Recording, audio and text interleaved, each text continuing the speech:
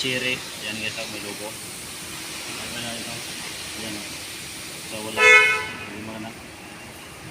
So possibly ito, ang problema natin ay battery. So buksan natin ito guys.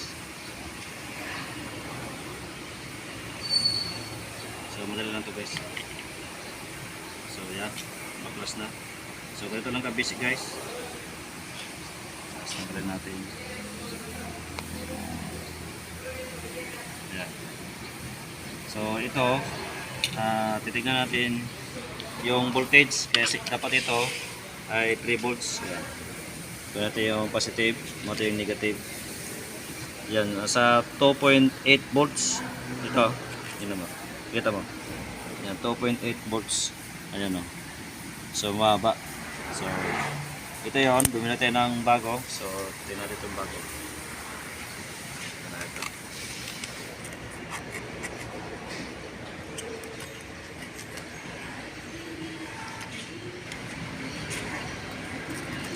So, ilang voltahe itong bago guys.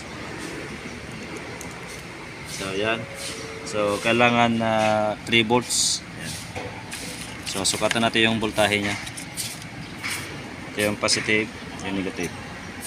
So, yan. Tignan mo. 3.2 volts. Yan. So, okay. Sak na. So, ito. Lagay natin ito. Para sigurado tayo guys. Ayan. So, ayan na. Tignan natin. Saan yung voltage. Ayan. Ito lang ka-basic guys.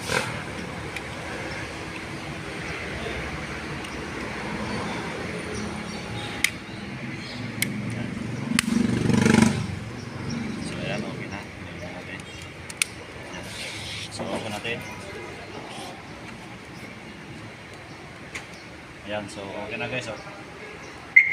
Ayan, close na. So, gano'n lang po ka-busy guys. Ating pag-check, ating battery na kailangan 3 volts. So, maraming salamat po sa manonood sa aking YouTube channel. Maraming salamat po. Ayan, bye-bye.